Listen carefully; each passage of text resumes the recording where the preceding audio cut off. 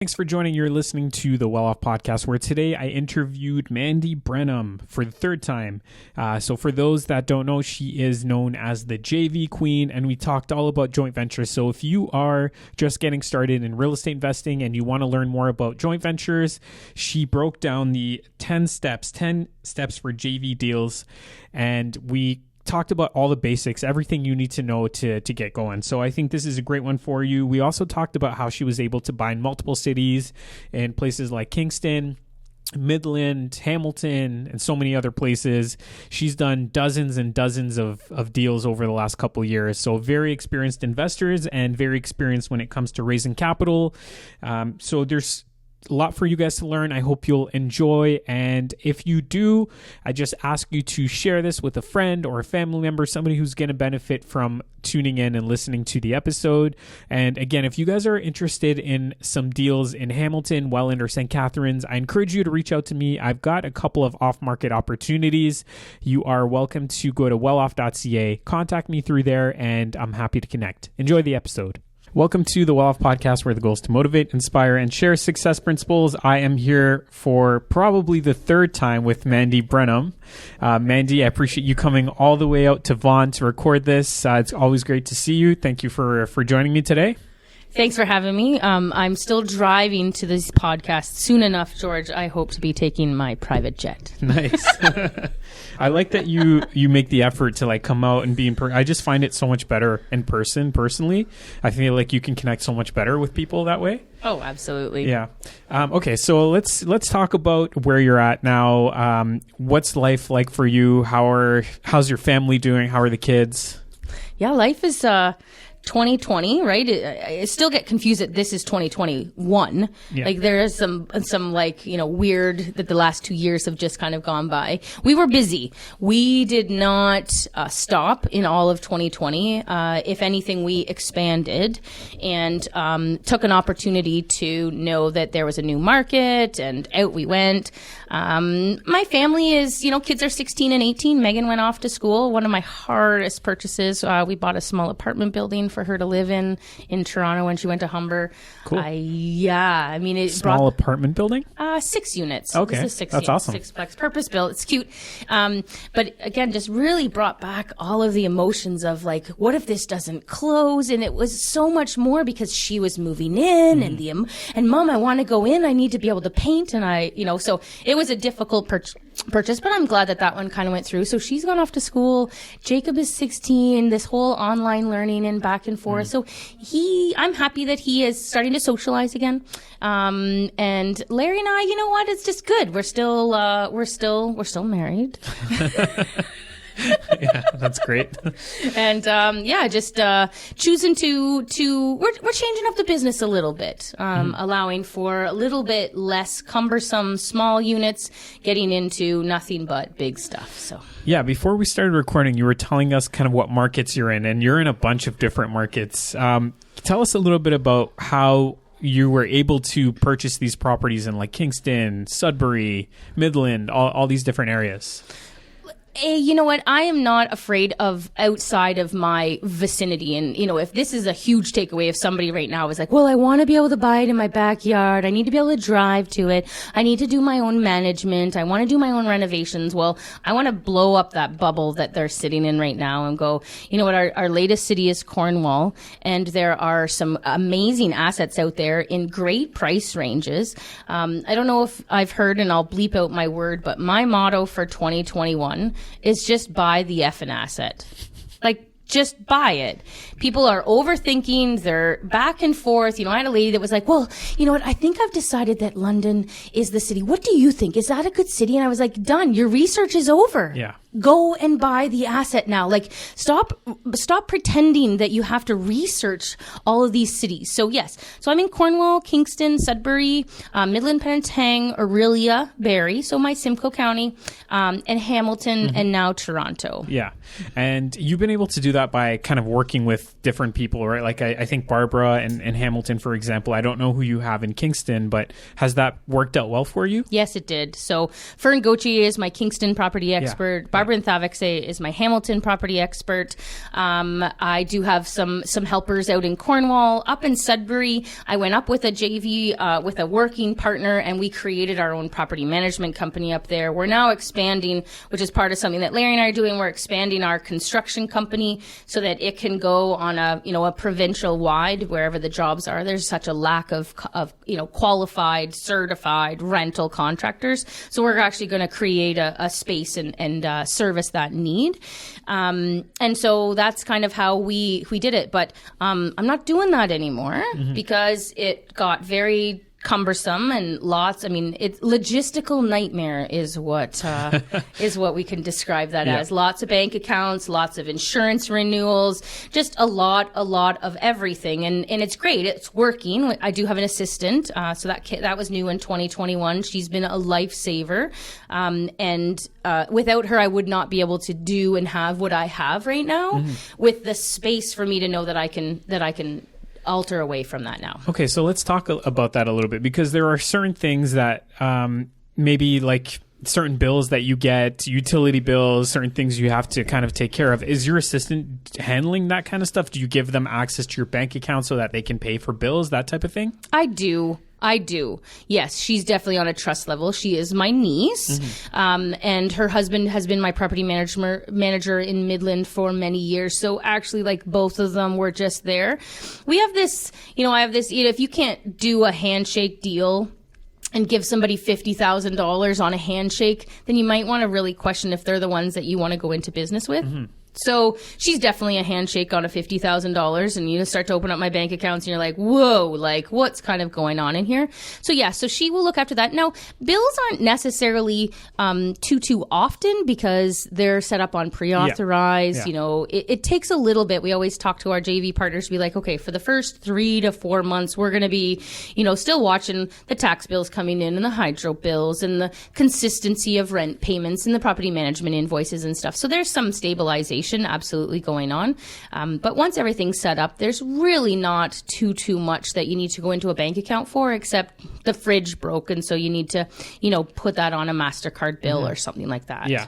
So what are you delegating to your niece, to your assistant? So a lot of JV communication back and forth. Hey, letting you know the tenant is moving out on December the 1st. So if you wondered why there was no rent in November, it's because they're using their last month's rent. Hey, we're switching. We found a new insurance provider. And so come your renewal, I'm going to, put out the application just to let you know that there might be a little bit of a interruption of coverage. They might have questions. Hey, they're coming up for refinances. That's a big one, right? They need copies of the leases. They need, proof. A lot of the lenders are needing proof of the rental payments going into the bank accounts. So she'll help out with a lot of stuff like that.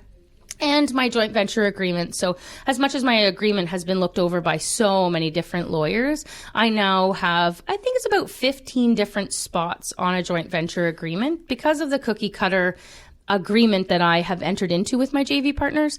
There's about 15 spots that need to be changed for names or type of properties, address, amount of dollars, things like that. And then away they go. So she's been doing up some joint venture agreements as well. Okay, cool. So you've unloaded a lot or offloaded a lot of things that you don't need to do that are taking up time, and that's allowed you to go after bigger projects, right? So you talked about 100 plus units in Sudbury. Is that your most recent project that you're working on? So those were all, I think there were 40, we bought 46 properties, just over 120 units total in Sudbury since, I think the first one was October 31st, 2020 that we closed on. So that wasn't like one portfolio, that was multiple properties that you purchased and they added up to 120 units. Correct. Yeah. Okay. Yeah. And is that what you're focusing on now, or are you looking at apartment buildings where you're buying more units into a smaller space or a more confined space, I would say? Yeah, we're doing, I'm not doing anything less than 10 units. So my JV structure is definitely going to change. That might be somebody having to come in with $1 million, and it could come from one person. Maybe it comes from 2 or 3, where I never did that before. My joint ventures were always just one one couple or one person and myself. And now I'm kind of spreading that out a little bit. We're going to do share sales. So we're going to open a corporation, 123 Main Street. That's actually going to be the address of the property. Yep. And we just make it 123 Main Street Inc. And somebody's going to bring in money for their portion of the up to 50% of the shares.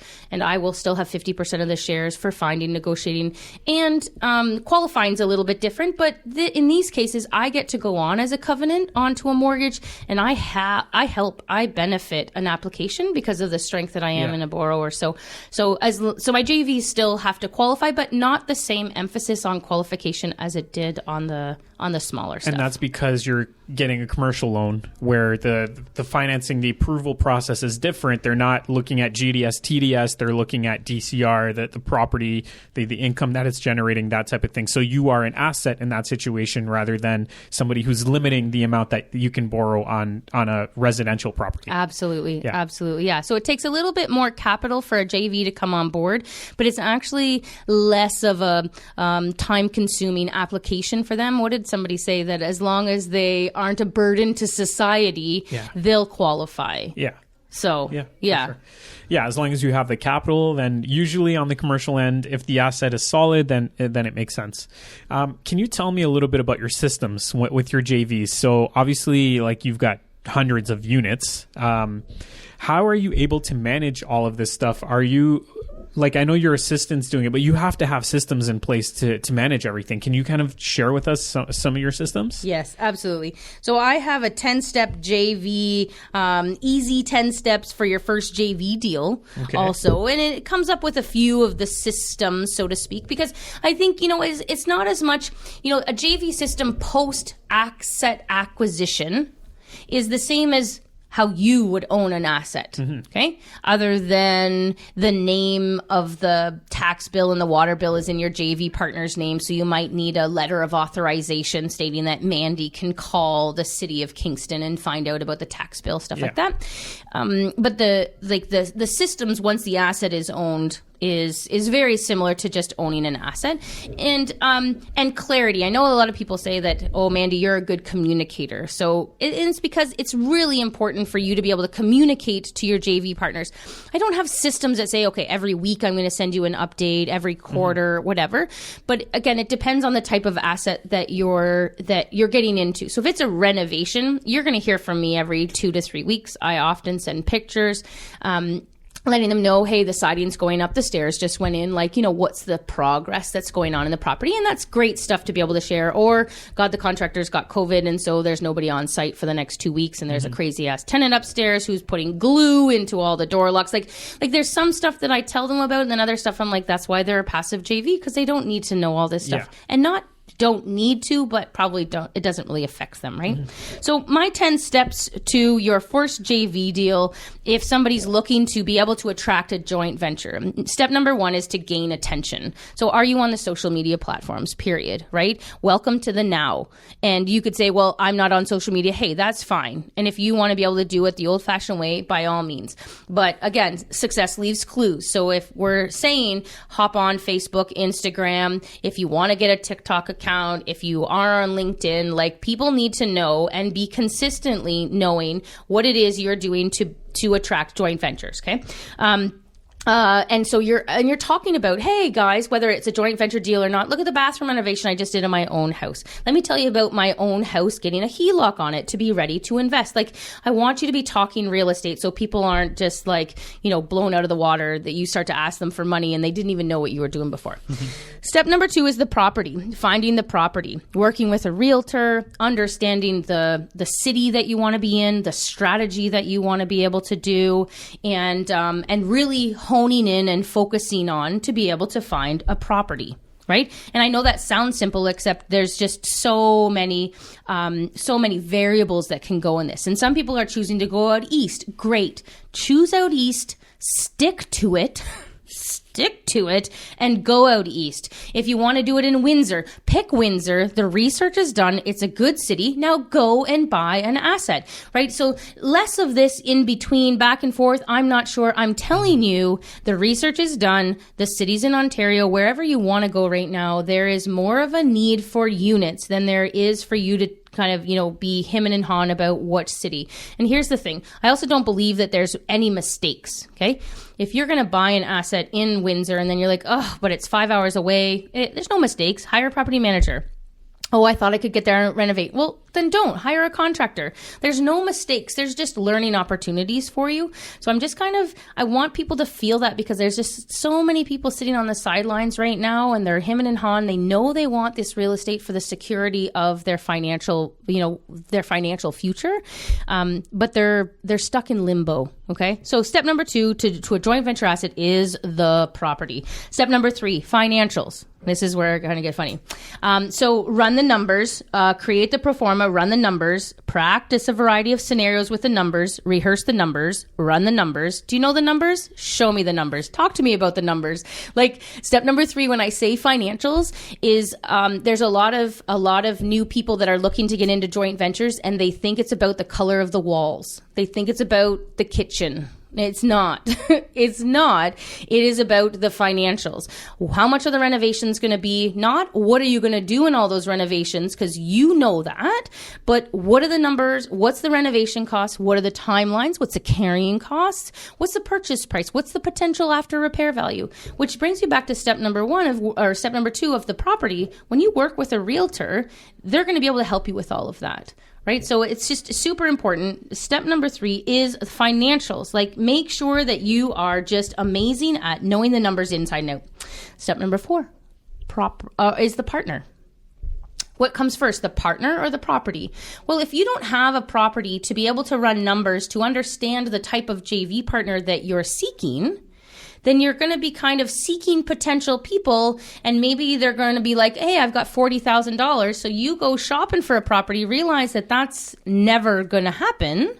And so you have to go back to your partner and be like, I can't do anything with $40,000. So if you go for the property and you're searching around and you find something, you've run the numbers, now you're able to say to your potential partners, I have a great single family in Welland, and I'm going to create a legal secondary unit down in the basement. I like Welland for all these reasons. And here's the renovation budget for all of these reasons. Are you interested in coming with me? So that's when you start to connect with people. This is where you go back to your social media platforms. You're putting some information, you're putting potentially some of your numbers up there, and you're really attracting the partner to be able to come on board. And it's really important for the JV working partner, we call ourselves the expert partner, not to waver when it comes to how much money somebody has. Well, I'd really like to do it, but I only have $80,000. And you're like, $80,000 is not going to get you a property with me at all right now. But I have a lot of new JV partners that they'll bend to that. And then they'll put in their own money, or they'll work for free, or they'll, whatever it might be. And, in today's numbers, you've like 100,000 is gotta be close to minimum. If you're doing a single family conversion in almost any city right now, you're almost 100,000 for down payment, 100,000 for renovations. And like, we're just squeaking by there. Mm-hmm. So I really want my JV people to understand that they're going to have to step up and start asking for some higher numbers, because the lower numbers just aren't around anymore. Okay. So step number 4 was partners. Step number 5, what is your financing strategy? And this is different than your financials. Financials is ROI, financing strategy. This is a single family. We're going to buy, renovate, refinance, and rent. Okay. This is a long-term buy and hold. Are we going for a variable rate mortgage, or are we going for a fixed rate mortgage? Are we going to do private financing to buy this piece of crap that the banks won't touch right now because of the foundation issue and the leak and whatever? So we're going to buy it in cash and exit finance. So I really want people to not only focus on the property, but how am I going to finance this property? What is the financing strategy? Because to a JV financial partner, they are coming along and they're saying, you lead me, George. You lead me. And so you're going to have to tell the JV partner what kind of product they're going to need for the type of property that you're bringing them along for. Okay. Step number 6 is letter of intent. At this point, you have the property, you have the partner, you've got the financing strategy, you've kind of got, and the letter of intent is going to be able to lay out what each partner is bringing to the table. So it's not just a hearsay anymore. It's not just conversation back and forth. You're going to put on there, financial partner, I need you to qualify for the mortgage. I need you to bring in all the capital, the down payment, closing costs as per the pro forma, right? And it's going to say on there exactly how much you anticipate will be the capital required. And then what you're going to do, what the working expert partner is going to be able to do. So I'm going to find and negotiate. I'm going to oversee the project management. I'm going to oversee the management of the tenants. Maybe you are the property manager. Maybe you are the project manager. Maybe you own a construction company and you're going to be paid as a contractor, not work for free as a contractor. Maybe they'll, whatever those roles are that each of you are going to do, maybe it's often that, the working partner will qualify or will go on title. And that's okay. Maybe if that's what gets you into your first deal, great. Do what you need to do to get into your first deal. You won't be able to do it for many because, of course, you're going to be tapped out of your mortgages. But so step number 6 is your letter of intent. Let's get that done and cleared. And it doesn't need to be done up by a lawyer. It just means that your financial partner is going to hold their cash for you and you're going to go out looking for a property for them. Okay. So let's just say you missed out on this property because you didn't act fast enough or you didn't get coordinated, but you both agree now that you're like, go ahead and find another property just like that. And we have a letter of intent. It's typically good for about 90 days, which says if you can't find a property for me in 90 days, I'm not holding my money here for you any longer. And the working partner is saying to the financial partner, hold your money for 90 days. If I can't find what you're looking for in 90 days, then we can both go our own ways. Okay. So letter of intent is pretty important. Step number 7 to get yourself up and running for your first joint venture property is your power team, right? I kind of talked about Realtor a little bit, but I want you to get your lawyer on board. I want you to get your accountant, your bookkeeper, an insurance provider, bank account reps, like my bank account lady at TD. She knows me by name, just, hey, I send her an email and we open up a new joint bank account.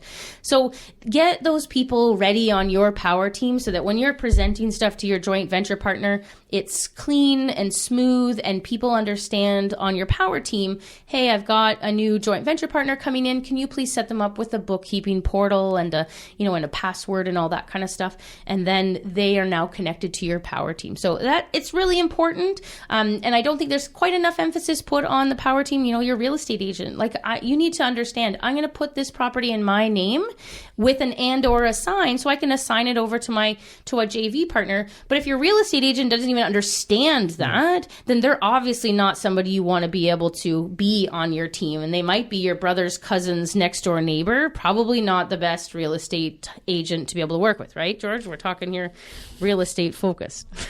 George Elsmary. Keller Williams, investor focused realtor, right? Step number 8 with a realtor involved is to assign the property over to your JV partner. So you're going to do an assignment. This could be a clause in the assignment or it could be a clause in the offer, and it might just be that and or assign depending on, right? Mm-hmm. And there's some strategies around which way you want to be able to do it. If it's a little old lady and she doesn't want to sell to a corporation, you might have it in your personal name and or assign, knowing that you're just going to flip that over to a JV partner's, side of things. Or you can, whatever the story might be, right? But you kind of get that clause in there. It's really important. And you flip that assignment over to your JV partner once their financing is approved. Just a quick tip on that, because I know sometimes when I put assignment clauses in, some sellers or the realtors will be very uncomfortable with that and say I don't really want to put this in. I don't want you to assign it to somebody and then whatever. So what we do sometimes is we just put a clause that says that you can change the buyer's name. So it's not as scary to some people and they're like, okay, you want to change the name? No problem. But it's basically the same thing. It's basically the same thing. Yeah. And, sometimes we'll say, oh, this is in, Miranda Branham's name, but we're not sure if it's going to be in her name and her husband's, if it's going to be in a corporation that they own. Sometimes a buyer will put in, or a seller will put in there that that the assign-or will stay on as liability in case that the person that they assign it to screws up and doesn't can't close. Yeah. That's right. There's always going to be that on there. Yep. And that's fine too, because you know that you're working with your financial partner. You're both on the hook to be able to get this thing closed. Mm-hmm.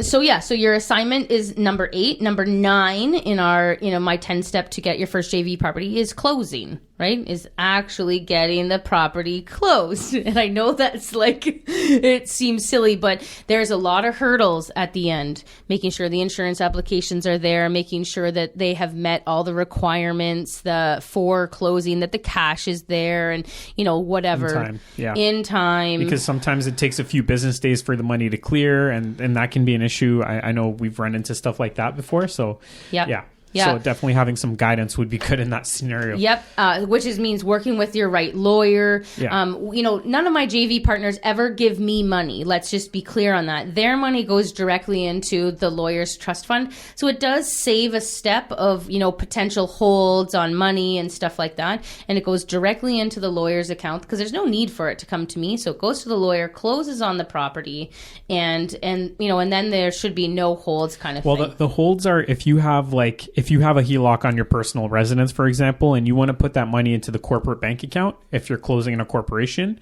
that could take a few days, right? Because then you're writing a check to the lawyer from the corporate bank account, stuff like that. Do you want me to just maybe share a little something right there? Sure, tell me. You don't need to put it into your corporate account. Yeah, if you have the right account, they can take care of that. The accountant can make the transactions. Yep. She'd be like, absolutely, right? So these are those little things that as a working expert partner, you're going to advise your JV partner to go through. We went to close on one very recently, and the partner said, yep, we've got this corporation. Well, it was 2 couples, so 4 people, and they had 2 kids on the corporation. So however the lawyer had advised them wrong, because you can't have under 18-year-old kids on your corporation, so that needed to come off. But now they had 4 people on their corporation, right? So now that's 4 people having to go on title and go on the mortgage and all this kind of stuff. So even if you know you want to work with an expert partner, and I say expert partner because gosh darn it, they seriously will save you a bunch of time. You can even go back and be like, okay, I'm going to set up a corporation. What is some of the, the tips and tricks that you have heard along the way? Again, this isn't accounting advice. It's not legal advice or stuff like that. But it's like, hey, well, you're coming to me and you've got a couple $1 million. Well, let's get a corporation just for you and a corporation just for your wife or your spouse, and don't cross them over. So that way we can, get even more qualifying power through the residential mortgage program if you're both not on the mortgages together. Mm-hmm. So these are the steps. I have a $1 million mortgage strategy, and everyone's like, oh, that sounds so good. I'm like, yeah, it's just me helping you get $1 million worth of mortgages, right? And I think that's brilliant right now, because if you can borrow $1 million at 2%, like, honey, start the car. That's like free money, right? Yeah. But people don't necessarily see that, and they, get all worried that they've got some debt. So if you can guide your JV financial partner into the best mortgage product, right, back up to that financing strategy, then you actually might be able to set them up for 3 or 4 mortgages and blow their minds, not even realizing that before they wouldn't have even been able to do that. Yeah, I think people often feel like they won't qualify for whatever reason, and then you're like, hey, just talk to the mortgage broker and see, and they're usually surprised. Yeah, I always say, unless you get a no, yeah, don't sit in your own head and think that you can't get it. Yeah. Right? Yeah. And step number 10 is the JV agreement. So the deal is closed, which is really important. I want people to understand that they've had to go through closing. The property is closed, keys are exchanged, and then you sign the JV agreement. And that's just kind of, post closing. Then, you can be, I tell people to call me the property expert. They don't have to refer to me as a partner, because we're not partners. We're co-venturers. We enter into a profit sharing agreement.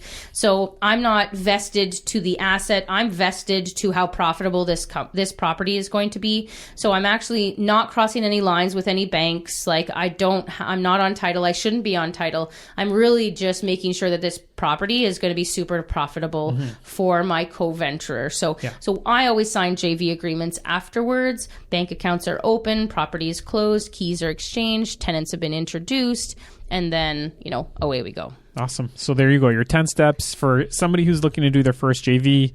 that summarizes everything. Basically, that's all you need to know.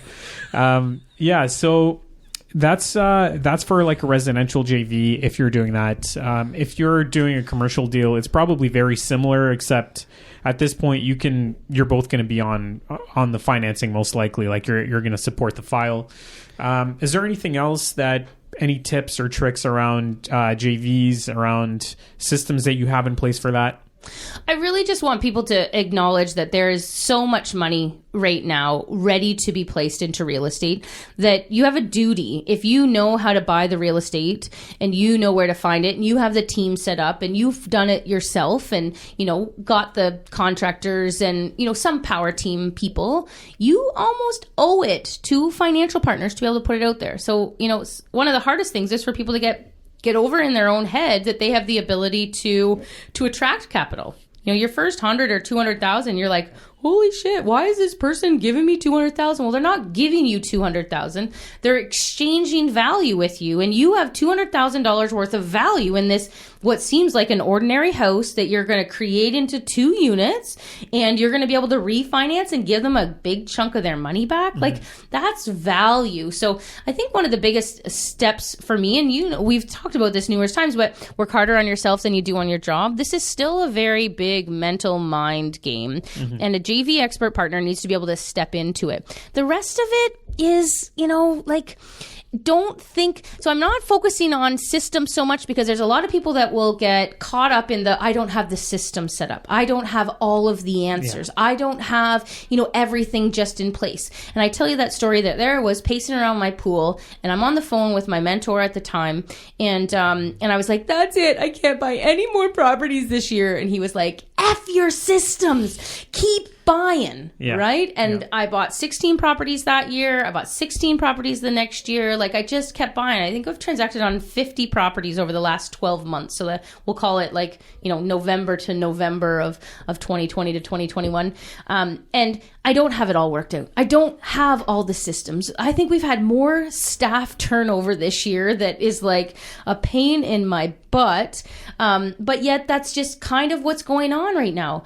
We've had changes in the financing rules that over the last 5 years, you're like, okay, that doesn't work anymore. Mm-hmm. We better figure this out. We've had appraisals, right? That you just want to cry when they come in and they're not where they're supposed to be. You're not getting the right loan to value. The bank's like, oh, your income is too low. And you're like, it wasn't 2 years ago when the value of the asset was $200,000 less. But now all of a sudden, my rents aren't keeping up with the value of the house, but now banks aren't refinancing at 80%. And that's not wrong. That just means that they're being conservative and watching out for the money that they lend out, right? Their rules are in place for a reason. But, it's not about having all the systems set up, but being like, okay, this isn't working. I need to do something different. Or this is painful. What can I do to alleviate the pain? Mm-hmm. So I hired my property manager very early. I say early on. I think I had 20 units before I hired a property manager. My husband's still working full time. That was a pain, right?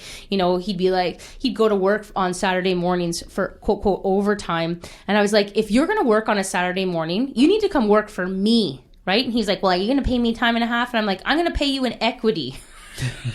So, it was a pain, but we needed him to go and work on these properties. We needed more workers. We needed more time. I think you just keep evolving to the next level. I mean, I hired my niece and I was like, why didn't I do this years ago? Well, she wasn't around. You think to yourself, well, do I have the money to pay her? And then I thought, oh my gosh, if I would have known she had alleviated this many potential issues and she was an amazing touch point for all of my JVs, I should have hired her years ago. Mm-hmm. Even if I, quote, quote, wouldn't have had the cash to be able to pay her, I potentially could have done more if I had had somebody else on my team. Yeah, for sure.